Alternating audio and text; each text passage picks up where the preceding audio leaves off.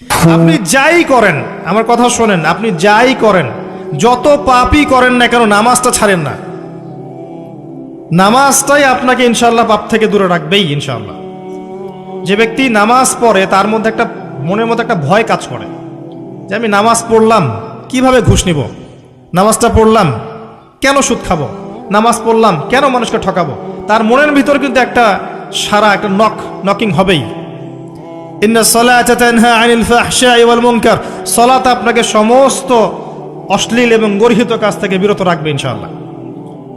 নামাজটা ছাড়েন না, যত পাপ করছেন করেন, আমি বলি নামাজ ছাড়েন না। ইনশাআল্লাহ একদিন নামাজই আপনাকে পাপ থেকে বের করে আনবে ইনশাআল্লাহ। শয়তান আপনাকে হতাশ করতে চাইবে, শয়তান আপনাকে হতাশ করতে চাইবে যে তুই তো গার্লফ্রেন্ডের সাথে কথা বললি, রাতের বেলা পর্ন দেখলি, তুই তো ফ্রি মিক্সিংয়ে আছিস, তুই মাদক দ্রব্য খাচ্ছিস, তুই কাজে ফাঁকি মারিস, তুই ট্যাক্স আদায় করিস নাই, দুর্নীতি করছিস, তুই আবার নামাজ পড়বি কেন। শয়তান আপনাকে এগুলো বোঝাবে কিন্তু যে নামাজ তো আমার শোভা পায় না, আমি তো অনেক পাপী মানুষ। এই ধোকায় পা দিবেন না। আপনি নামাজ কন্টিনিউ করতে থাকেন, ইনশাআল্লাহ আল্লাহ পাক আপনাকে পাপ থেকে বের করে আনবেন ইনশাআল্লাহ। ওই নামাজটা যদি ছেড়ে দেন তাহলে আর কোনো হাতিয়ার বাকি থাকবে না। আর আপনি যত পাপ করেন না কেন মায়ুস হবেন না, মন ছোট করবেন না। আপনার একটা সেজদা, যে সেজদা আপনি চোখের পানি ঢেলে দিয়েছেন আল্লাহর কাছে যে আল্লাহ আমার ভুলগুলো তুমি মাফ করে দাও, আমার তওবা তুমি কবুল করো, ইনশাআল্লাহ দেখবেন ওই একটা সেজদা যদি কবুল হয়ে যায় আল্লাহ পাক আপনার সব গুনাহ মাফ করে দিবেন ইনশাআল্লাহ। হতাশ হবেন না। শয়তান হতাশ করতে চাইবে মানুষকে, শয়তান মানুষকে হতাশ করতে চাইবে। এমনকি আপনার যদি পাহাড়ের পরিমাণ ঋণ থাকে, ওই ঋণ শোধ করার ব্যবস্থা আল্লাহ পাক করে দিবেন ইনশাআল্লাহ তাআলা। হতাশ হবেন না, নামাজ ছাড়েন না। আর আমি একটা কথা বারবার বলেছি, আবারও বলছি যে চলমান যে 3G 4G নামাজগুলো চলছে এগুলো থেকে নিজেকে দূরে রাখবেন। সব এখন ডিজিটাল, নামাজও ডিজিটাল। দেখা যায় যে 5 মিনিটের মধ্যে 4 রাকাত নামাজ শেষ মাশাআল্লাহ। ইমাম সাহেব যদি 10 মিনিট পড়ায় দেয় তাহলে তো তার চাকরি নট। বোঝেন না এত তারা, আমার সময় নাই, আমরা ব্যস্ত মানুষ, এত সময় লাগে নামাজ পড়তে। ইমাম সাহেবকে বলছে,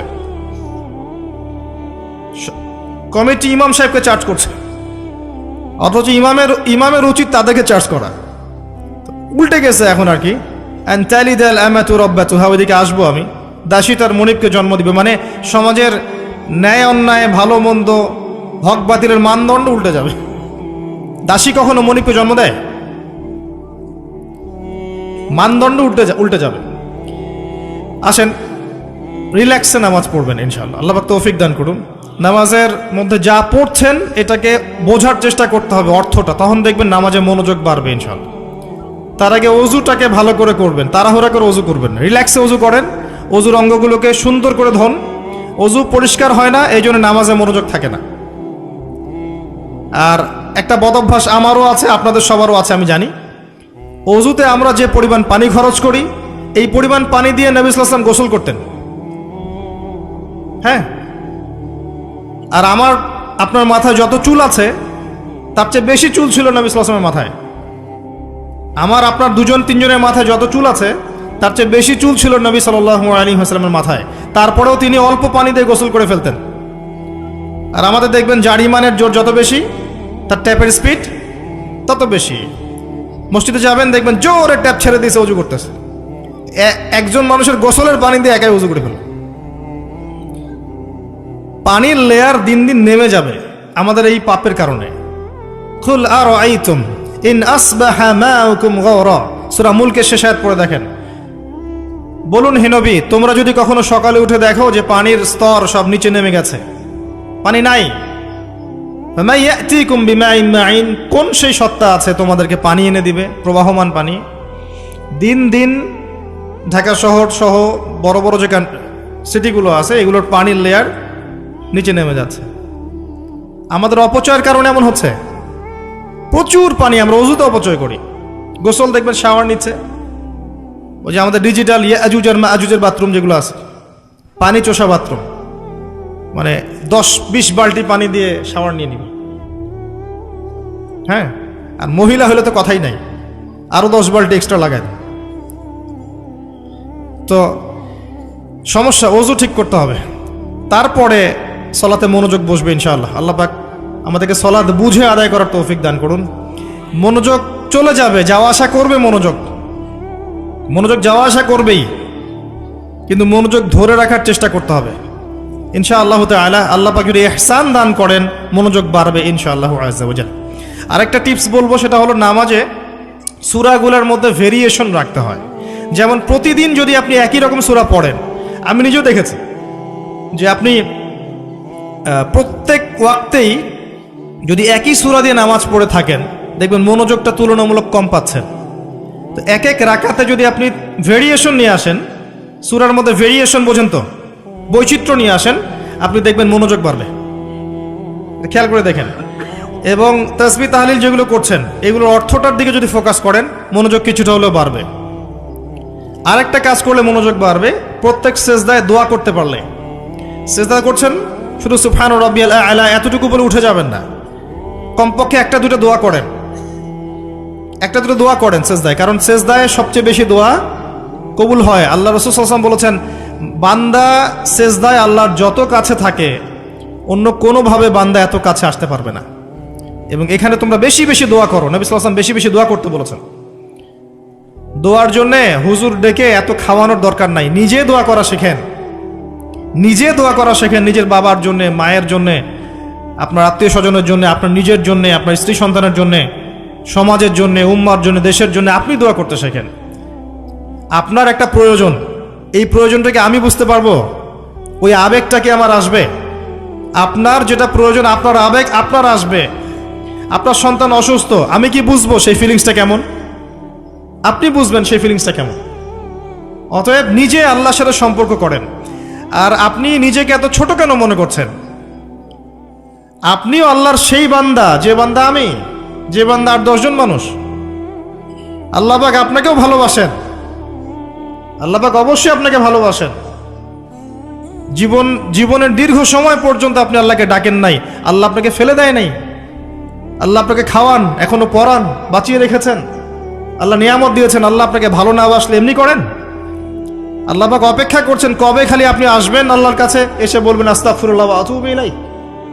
আল্লাহ পাক অপেক্ষা করে বসে আছেন আপনার জন্য। আপনি কোথায় যাচ্ছেন? ফাআইনা তাযহাবুন। আল্লাহ পাক বলেছেন ফাআইনা তাযহাবুন, কোথায় যাচ্ছ তোমরা? কোথায় যাচ্ছেন? টাকার পিছনে, বাড়ি গাড়ি, স্ট্যাটাস, স্ত্রী সন্তান, ভোগবিলাসের পিছনে? আল্লাহ অপেক্ষা করছেন আপনার জন্য। আসেন, সেজদা করেন, ওয়াসজুদ ওয়াকতারিব, সেজদা করেন, নিকটবর্তী হন। আল্লাহ আপনার জন্য অপেক্ষা করছেন। যাবেন না আল্লাহর কাছে? আল্লাহ পাক সবাইকে আল্লাহর কাছে ফিরে আসার তৌফিক দান করুন। এটাই হোক আমাদের কাছে আসার গল্প, এটাই হোক আমাদের কিসের গল্প? কাছে আসার গল্প। আমাদের জেনার গল্প দরকার নাই। ওদের কাছে জেনা হচ্ছে কাছে আসার গল্প, যার ব্যাপারে আল্লাহ বলেছেন লা তাকরাবু জিনা, ওর ধারের কাছেও যেও না, আর তারা ওইটাকে বলবে কাছে আসার গল্প। ইন্না লিল্লাহি ওয়া ইন্না ইলাইহি রাজিউন। আল্লাহ পাক আমাদের যুবক যুবতীদেরকে হেদায়েত দান করুন, পিতা মাতাদেরকে পরিবারে অনুশাসন বজায় রাখার তৌফিক দান করুন। আমাদের এই কাজগুলোর প্রতিফল কিন্তু আমাদেরকে ভোগ করতে হবে। আমাদের মেয়েদের, আমাদের ছেলেদের, তাদেরকে আমরা কিভাবে বড় করছি, এটার হিসেব কিন্তু আমাদেরকে চুকিয়ে দিতেই হবে। পিতামাতাদেরকে বলবো সচেতন হয়ে যান। আল্লাহ পাক তৌফিক এনায়েত করুন, আমিন। আর যারা ওই পথে চলে গেছেন তাদের উদ্দেশ্যে একটা কথা বলবো, সেটা হচ্ছে যে এটা একটা মোহ, একটা ভ্রম। বাস্তবতা হচ্ছে যে আপনাকে প্রতিশ্রুতি দিচ্ছে সে আপনাকে অনেক ভালোবাসে, আদতে সে আপনাকে ভালোবাসে না। আদতে সে আপনার অবস্থানকে ভালোবাসে। আপনি আজ হোক আর কাল হোক এটা বুঝতে পারবেন যে সে আপনাকে ভালোবাসে না, আপনার অবস্থানকে ভালোবাসে। আপনার অবস্থান যদি ভালো থাকে সে আপনাকে ভালোবাসবে, অবস্থান ভালো না থাকলে ভালোবাসবে না। একইভাবে আপনি একটা মেয়ের কাছে যে ভোগবিলাস চাচ্ছেন, একটা ছেলে একটা গায়রে মাহরাম মেয়ের সাথে ফ্রি মিক্সিং করলে তার একটাই উদ্দেশ্য থাকে, সেই মেয়েটাকে ভোগ করা। সুযোগ পেলেই সে মেয়েটাকে ভোগ করে ফেলবে। আর একইভাবে এই মেয়েও দেখবেন আপনার যতটুকু সামর্থ্য আছে, অর্থবিত্ত যা যা আছে, এটাকে সে ইউজ করার চেষ্টা করছে তার স্বার্থে। বাস্তবিক অর্থে দুজন দুজনকে ভালোবাসে না মোটেই, দুজন দুজনের স্বার্থকে ভালোবাসে। ভালোবাসা আল্লাহর পক্ষ থেকে আসে। কখন আসবে? যখন আপনি হালালের উপর থাকবেন, যখন আপনি বিয়ে করবেন হালালভাবে, অচেনা একটা মেয়ের প্রতি দেখবেন আল্লাহ পাক এমন ডিভাইন একটা লাভ দিয়ে দিবেন, ওয়াজআলা বাইনাকুম মাওয়াজ্জাতা ওয়া রাহমা, আল্লাহ পাক তার পক্ষ থেকে উভয়ের মাঝখানে হৃদ্যতা, ভালোবাসা, মহব্বত দান করবেন। বলুন সুবহানাল্লাহ। এটা ডিভাইন, আল্লাহর পক্ষ থেকে আসবে, ঐশ্বরিক। আর বাকিটা হচ্ছে পৈশাচিক, শয়তানি, প্রবৃত্তির দাসত্ব, ভোগবাদী। এগুলো খেয়াল রাখবেন। এতে করে যা হবে, আপনি একবার আপনার ইজ্জত হারায় ফেললে কখনো ফিরে পাবেন না। অদ্ভুত বিষয়, মানে এই বিষয়গুলোকে আমরা কিছু মনেই করি না এখন। আমরা কিন্তু কিছু মনেই করি না, মনে করি এটা একটা মানে সোশ্যাল কালচার, গার্লফ্রেন্ড বয়ফ্রেন্ড থাকবে, একটা সোশ্যাল কালচার। এভাবে যে কত ছেলে কত মেয়ে, লক্ষ লক্ষ কোটি কোটি নিত্যদিন জেনা করছে, আল্লাহ ভালো জানে। আল্লাহ পাক আমাদের যুব সমাজকে হেদায়েত করুন, আমিন। আর যে প্রশান্তির জন্য আপনি তার কাছে যাচ্ছেন, সেটা তার কাছে নাই। প্রশান্তি আছে কোরআনের কাছে, প্রশান্তি আছে নবীর সুন্নায়, প্রশান্তি আছে আল্লাহর জন্য সেজদায়। তার আল্লাহর জন্য আল্লাহকে স্মরণ করে আপনি কাঁদবেন, প্রশান্তি পাবেন। আল্লাহর জন্য কিছু কাজ করবেন, তার দিনের কোনো খেদমত করবেন, প্রশান্তি পাবেন। আল্লাহর কোরআনের 10টা আয়াত মুখস্থ করেন, মনে এমন শান্তি আসবে যেটা আপনি কোথাও পাবেন না। আমি চ্যালেঞ্জ করে বলছি আপনাকে, আপনি আল্লাহর কিতাবের আজকে গিয়ে 5টা আয়াত মুখস্থ করেন, অর্থটা পড়বেন, কয়েকবার চর্চা করেন, মানুষকে শোনান, আপনি মনে এমন একটা প্রশান্তি পাবেন যেটা পৃথিবীর কোনো জায়গায় পাবেন না। এখানে প্রশান্তি এত এত বেশি মাত্রায় আসবে, যার খবর যদি ওই পশ্চিমারা জানতো, তাহলে আমার কলিজায় বোম মেরে উড়িয়ে দিত। কথা বুঝতে পারেন নাই? আল্লাহর পথে চললে যে প্রশান্তিটা পাওয়া যায়, এর খবর যদি ইসলামের শত্রুরা জানতো, তাহলে মুসলিমদের কলিজায় পারমাণবিক বোমা মারত। তারা জানে না কি প্রশান্তি এখানে পাওয়া যায়। আপনি যে প্রশান্তির জন্য এখানে যাচ্ছেন, এটা ওখানে নাই। কোরআনের কাছে আছে, সেজদায় আছে, নামাজে আছে, তাহাজ্জুদে আছে, আল্লাহর জিকিরে আছে। আর নেককার স্ত্রীর কাছে আপনি প্রশান্তি পাবেন। এটা আল্লাহ আপনাকে গিফট দিয়েছেন। আদম আলাইহিস সালামকে আল্লাহ পাক দিয়েছেন না? তার একাকী বোধ হচ্ছিল জান্নাতে, আল্লাহ পাক সঙ্গিনী সৃষ্টি করেছেন। এখানে আপনি প্রশান্তি পাবেন, বাকিগুলো প্রশান্তির উৎস নয়। পরে দেখা যাবে ওখানে ছাকা খেয়েছে, খেয়ে তারপরে মাদক সেবন করবে, তারপরে মিউজিকের কাছে যাবে, তারপরে দেখবেন যে পতিতালয়ে যাচ্ছে, তারপরে হয়তো গুন্ডামি করবে, জীবনটা উচ্ছৃঙ্খল হয়ে গেল। কেউ কেউ আত্মহত্যাও করবে, কারণ হচ্ছে ওই যে শুরুতে একটা মেয়ের সাথে প্রেম করে ছাকা খেয়েছে, ওখানে প্রশান্তি খুঁজেছে, শয়তান এদেরকে নিয়ে খেলেছে, এক পর্যায়ে দুজনের জীবন নষ্ট করে ফেলে দিল। আদতে কি হলো, মুসলিম উম্মাহ থেকে 2টা নক্ষত্র ঝরে গেল। হয়তো ওই যুবককে দিয়ে দিনের কোনো খেদমত হতো, এখন আর হলো না। হয়তো ওই যুবক তার যৌবনকালটা ইবাদত করে কাটাতে পারতো, আরও সে ছায়া ছায়া পেত, আর পেল না। শয়তান সাকসিড, শয়তান জিতে গেল। এ হচ্ছে বাস্তবতা। বাস্তবতা বোঝেন, আল্লাহর কাছে ফিরে আসেন, আল্লাহ আপনার অপেক্ষা করছেন। আসবেন না আল্লাহর কাছে? এটাই হোক আল্লাহর কাছে আমাদের কাছে আসার গল্প। আল্লাহ পাক আমাদেরকে তৌফিক দান করুন, আল্লাহুম্মা আমিন। ওই যে হিসনুল মুসলিম একটা বই আছে না, বা কিতাবুজ জিকির, কিতাবুদ দোয়া, আল আসকার, এমন অনেক বই পাওয়া যায়। এই বইগুলো কিনবেন, ওখানে দেখবেন অনেক জিকির আজগার দেওয়া আছে, দৈনন্দিন জিকির আজগার দেওয়া আছে, তাসবিহ তাহলিল দেওয়া আছে, সকাল সন্ধ্যার মাসনুন দোয়াগুলো দেওয়া আছে। এগুলো মুখস্থ করেন, কিছু হলেই হুজুর দোয়া করে দেন, হুজুর ফু দিয়ে দেন, হুজুর পানি পরা দেন। আগে হুজুরের উপর ডিপেন্ডেন্সি কেন? নিজে আল্লাহর কাছে চাওয়া শিখেন। সেজদায় গিয়ে আল্লাহকে বলেন, আল্লাহ আমার অসুস্থ, আমি অসুস্থ, আমাকে শেফা দাও। সেজদায় গিয়ে বলেন, আল্লাহুম্মা আতিনা ফিদ দুনিয়া হাসানা ওয়া ফিল আখিরাতি হাসানা ওয়া কিনা আযাবান নার। হাত উঠান, আল্লাহকে বলেন, আল্লাহ আল্লাহুম্মা আইনি আলা যিকরিকা ওয়া শুকরিকা ওয়া হুসনি ইবাদাতিক। আল্লাহকে বলেন, ইয়া শাফি, ইয়া আল্লাহ, ইয়া রহমান, ইশফিনি, আমাকে শেফা দান করেন। আগে আল্লাহর সাথে কথা বলা শিখেন, তাই না ভাই? তারপরে দোয়া নিবেন, পানি পরাও নিতে পারেন, ঝাড়ফুঁক দিতে পারে, সেটা আছে বৈধতা অবশ্যই, এটাও ঠিক আছে। কিন্তু আগে আপনি আল্লাহকে চিনতে শিখেন। বেশি বেশি রোজা রেখে ইস্তেগফার করবেন, আল্লাহ পাক তৌফিক দান করেন, আমিন। একটা বইয়ের নাম বলেছে হিসনুল মুসলিম, আল আসকার, কিতাবুদ দোয়া, এরকম অনেকগুলো বই আছে বাজারে। এগুলো কিনে বাসায় মুখস্থ করার চেষ্টা করেন, আল্লাহ পাক তৌফিক এনায়েত করেন, বলি আমিন। কয়টা বললাম? 10টা। 11 নাম্বার, আসলে আমার মার্কিংটা উল্টা পাল্টা তো, যে বুঝতে পারতেছে না, ঠিক আছে। 11 নাম্বার হচ্ছে, শোনেন, 11 নাম্বার হচ্ছে, দেখেন, কোরআন খুলবেন, দেখবেন প্রথমে রোজার প্রসঙ্গ যেখানে আসছে, কুতিবা আলাইকুমুস সিয়াম, সেখানে আগে আসছে সিয়ামের কথা, তারপরে আসছে শাহরুর রমাদান আল্লাযী উনজিলা ফীহিল কোরআন, কোরআনের কথা, তারপরে আবার আসছে ওয়া ইযা সাআলাকা ইবাদি আন্নী ফাইন্নী করিব, দোয়া করার কথা। সুবহানাল্লাহ, কিসের কথা? প্রথমে আসছে রোজা রাখার কথা, তারপরে কোরআনের কথা, তারপরে আল্লাহর কাছে কি করার কথা? দোয়া করার কথা। যখন আমার বান্দারা তোমাকে জিজ্ঞাসা করে, যে আমার সম্পর্কে জিজ্ঞাসা করে, ওয়াইদা সাআলাকা ইবাদি আন্নি, বলো ফাইন্নী করিব, আমি কাছেই আছি, উজিবু দাওয়াতাদ দাঈ ইযা দাআন, দোয়াকারী যখন দোয়া করে আমি তার দোয়া শ্রবণ করি। সুবহানাল্লাহ। ফালিয়াস্তাজিবু লি ওয়াল ইউমিনু বি, আমি তার দোয়া শুনি, অতএব সেও যেন আমার কথা শুনে। সুবহানাল্লাহ। এবং আমার প্রতি ঈমান নিয়ে আসে। তাহলে রোজা রেখে বেশি বেশি কি করব বুঝে ফেলছেন? কি বলেন? দোয়া করবেন। কোরআনের পরে কিসের কথা আসছে? রোজাদারের দোয়া ফেরত দেওয়া হয় না। দোয়া কবুল হওয়ার অন্যতম একটা অস্ত্র হচ্ছে রোজা রেখে দোয়া করা।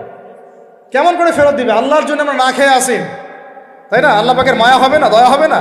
আমার বান্দা না খেয়ে আছে, আমার বান্দা পানি ত্যাগ করছে, আমার বান্দা স্ত্রী সহবাস ত্যাগ করছে, হালালগুলো ছেড়ে দিয়েছে আমার জন্যে, তা আমি কেন তার দোয়া? অবশ্যই আল্লাহ পাক উপযুক্ত মনে করলে দোয়া কবুল করবেনই করবেন ইনশাআল্লাহ। দোয়া করার পদ্ধতি জানতে হবে। হারাম খাওয়া যাবে না, শিরিক করা যাবে না, বেদাত করবো না। ইনশাআল্লাহ দোয়া করার আগে আল্লাহর প্রশংসা করব, নবী সাল্লাল্লাহু আলাইহি ওয়াসাল্লামের প্রতি দরুদ পড়ব। ঠিক আছে? দোয়া কবুলের সময়গুলো বেছে বেছে দোয়া করব, ইনশাআল্লাহ দোয়া কবুল হবে। আল্লাহ পাক আমাদেরকে রোজা রাখা অবস্থায় বেশি বেশি দোয়া করার তৌফিক দান করেন। কটা হচ্ছে? 11। 12 নম্বর হচ্ছে রমজান মাসে তারাবির নামাজ জামাতে পড়ব। কি বললাম বলেন? রমজান মাসে সালাতুত তারাবি জামাতে পড়ব। এখন আমি আরো 3টা কথা বাড়াই দিচ্ছি। কেউ হজম করতে পারলে করেন, যদি না করতে পারেন বদহজম হয়ে যায়, কিছু করার নাই। বদহজম যদি হয়ে যায় পরে আমাদের সাথে মাদ্রাসায় এসে বসেন, কিতাবপত্র খুলে দেখাবো, কথা হবে ইনশাআল্লাহ। ঠিক আছে? অনলাইন গরম করার দরকার নাই। রমজান মাসে আমরা তারাবির নামাজ পড়বো ইনশাআল্লাহ জামাতে। কোথায়? জামাতে ইনশাআল্লাহ। 1। 2 নম্বর, তারাবির নামাজ পড়বো 20 রাকাত। কত রাকাত? 20 রাকাত। আর যদি বলেন যে আমি ভাই কম পড়েন আপনি বাসায়, কোনো সমস্যা নাই, আপনি আপনার মতো করে বাসায় পড়েন, কোনো সমস্যা নাই। যদি উমর রাদিয়াল্লাহু আনহু এর উপর আমল করে থাকেন, আমার আমল করতে কোনো সমস্যা নাই। যদি উসমান রাদিয়াল্লাহু আনহু 2 আযান চালু করে থাকেন, তাহলে আমার আমল করতে কোনো সমস্যা নাই। ওই যে হাদিসটা বলেছিলাম প্রথমে, কে নাজাত প্রাপ্ত ফেরকা? মা আনা আলাইহি ওয়া আসহাবি, আমি আর আমার সাহাবীরা যার উপরে আছি। আরেকটা হাদিস কি? আলাইকুম বিসুন্নতি ওয়া সুন্নতি খুলাফায়ে রাশিদিন মাহদিয়িন মিন বাদি, তোমাদের উপর অবধারিত হচ্ছে, ওয়াজিব হচ্ছে আমার সুন্নতকে আঁকড়ে ধরা এবং আমার সাহাবীদের সুন্নতকে আঁকড়ে ধরা। কার কার সুন্নত? আমার সুন্নতকে আঁকড়ে ধরো এবং আমার সাহাবীদের সুন্নতকে আঁকড়ে ধরো, খোলাফায়ে রাশিদার সুন্নতকে আঁকড়ে ধরো, যারা মাহদিয়িন হেদায়েত প্রাপ্ত মিন বাদি, আমার পরে। সাহাবায়ে কেরাম যদি কিছু চালু করেন, আমল করতে কোনো দোষ নাই, বরং এটাই হচ্ছে সুন্নতের আরো শ্রেষ্ঠ অনুসরণ। কারণ আমি তো ওমরের চেয়ে বড় পরহেজগার হইতে পারবো না। পারবেন? তাহলে আমি তো উসমানের চেয়ে দিন বেশি বুঝি না। তিনি যদি 2 আযান চালু করতে পারেন, তাহলে আমি তাকে বেদাতি বলতে পারি না। নাউযুবিল্লাহ। যদি কি আমি তাকে এভাবে শব্দ প্রয়োগ করা হয়েছে বাংলাদেশে, উসমান রাদিয়াল্লাহু আনহু যদি 2 আযান চালু করে থাকে, ওটা বেদাত হয়ে গেছে। নাউযুবিল্লাহ। বলেন নাউযুবিল্লাহ। সাহাবীরা কিছু চালু করলে যদি বেদাত হয়, তাহলে সুন্নত হবে কি? তাহলে সুন্নত কোনটা হবে? তাহলে এই ব্যক্তি এরকম কথা যদি কেউ বলে থাকে, তাহলে তার উচিত হবে এখনই রুজু করে ফিরে আসা, অহংকার না করা, হঠকারিতা না করা, এখনই ইস্তেগফার করে তওবা করে ফিরে আসা। আল্লাহ মাফ করে দিবেন ইনশাআল্লাহ। আর এর উপর হঠকারিতা থাকে না, ওসমান রাদিয়াল্লাহু আনহু যদি 2 আযান চালু করে থাকে, তিনি ভুল করেছেন, তিনি বেদাত করেছেন, নাউযুবিল্লাহ। বিশ্বাস করেন, সাহাবীদেরকে এভাবে কটাক্ষ করলে, আন্ডারএস্টিমেট করলে, এভাবে কথাবার্তা বলে, শানের খেলাফ কথা বললে ঈমানও চলে যেতে পারে। এখন ভাই বলেছি তারাবির নামাজ জামাতে, খতমে তারাবি চেষ্টা করবো ইনশাআল্লাহ 20 রাকাত পড়ব। আল্লাহ পাক তৌফিক দান করে। কত বললাম ভাই? 12, 7, 3টা, 13, 14, 15। 13 হচ্ছে শেষ রাত্রেও কিছুটা সময় হলেও আল্লাহকে ডাকার চেষ্টা করেন, সুন্নত নফল কিছু পড়ার চেষ্টা করেন, দোয়া করেন, কিছু কোরআন তেলাওয়াত করেন। ওই সময় আল্লাহ পাকের রহমত নেমে আসে। আল্লাহ পাক আহ্বান করতে থাকেন, কে আছো আমার কাছে চাইবা, কে আছো আমাকে ডাকবা, কে আছো আমাকে আমার কাছে কিছু চাইবা, ডাকবা, ক্ষমা প্রার্থনা করবা, আমি তোমাকে ক্ষমা করে দিব, আমি তোমাকে যা চাও তাই দিব, আমি তোমার ডাকে সাড়া দিব। এইভাবে আল্লাহ পাক ফজর পর্যন্ত বলতে থাকে। এটাকে কিয়ামুল লাইল করবেন, তাহাজ্জুদ পড়বেন। এটা তাহাজ্জুদ আপনি পরে, এমন না যে আপনি তারাবি পড়েছেন বলে পরে নামাজ পড়তে পারবেন না, এমনটা কিন্তু বিষয়। আপনি পরেও শেষ রাত্রেও নামাজ পড়তে পারবেন ইনশাআল্লাহ। আল্লাহ পাক তৌফিক দান করেন, আমিন। 13 হয়েছে, 13 শেষ। 14 হচ্ছে ভাই, যদি সামর্থ্য থাকে রমজান মাসে একটা উমরা করে আসে। যদি সামর্থ্য থাকে, সবার তো সামর্থ্য নাই, কিন্তু যদি সামর্থ্য থাকে রমজান মাসে একটা উমরা করে আসতে পারেন। আল্লাহ পাক যারা নিয়াত করেছে উমরা করার, আল্লাহ পাক করার তৌফিক দান করেন। আর যারা আল্লাহর ঘর দেখে নাই, আল্লাহ পাক সবাইকে দেখার তৌফিক দান করেন। যারা হজ ফরজ হয়েছে অবিলম্বে হজ করার তৌফিক দান করেন। আল্লাহ পাক আমরা সবাইকে ফরজ হজ আদায় করার তৌফিক দান করেন। এবং যাদের সামর্থ্য আছে, আল্লাহর মাকবুল বান্দা, তাদেরকে আল্লাহ পাক বেশি বেশি আল্লাহর ঘর জিয়ারত করার তৌফিক দান করেন, আমিন। তো শেষটা হচ্ছে, রমজানে আমরা আমাদের আশপাশের সমাজের যত দরিদ্র মানুষ আছে, অসহায় দরিদ্র ইয়েতিম, বিধবা, মিসকিন, এরকম মুসলিম যারা আছে, তাদের সবাইকে ইনশাআল্লাহ রমজানের পণ্য সামগ্রী, খাদ্য সামগ্রী বিতরণ করবো ইনশাআল্লাহ। এই উদ্যোগটা আমরা সবাই নেই, তো আল্লাহ পাক নেওয়ার তৌফিক দান করেন, আমিন। প্রত্যেকটা এলাকা ভিত্তিক যুবকরা দাঁড়ায় যাও, হালাল যাদের অর্থ ওদের থেকে কালেকশন করো, করে প্যাকেট রেডি করো। এক পাশে রমজানের প্যাকেজ, চাল ডাল ছোলা বুট যা যা হয়, রমজানের প্যাকেজটা করে সমাজের নিম্নবিত্ত, একদম নিম্নবিত্ত, নিম্ন মধ্যবিত্ত, নিম্নবিত্তরা চেয়ে খাইতে পারে, নিম্ন মধ্যবিত্তরা কিন্তু চেয়েও খাইতে পারে না, ওদের গায়ের হতে লাগে, তাই না? তাদের নাম লিস্ট করে করে সবার ঘরে ঘরে পৌঁছে দেওয়ার চেষ্টা করে, আল্লাহ পাক তৌফিক দান করেন।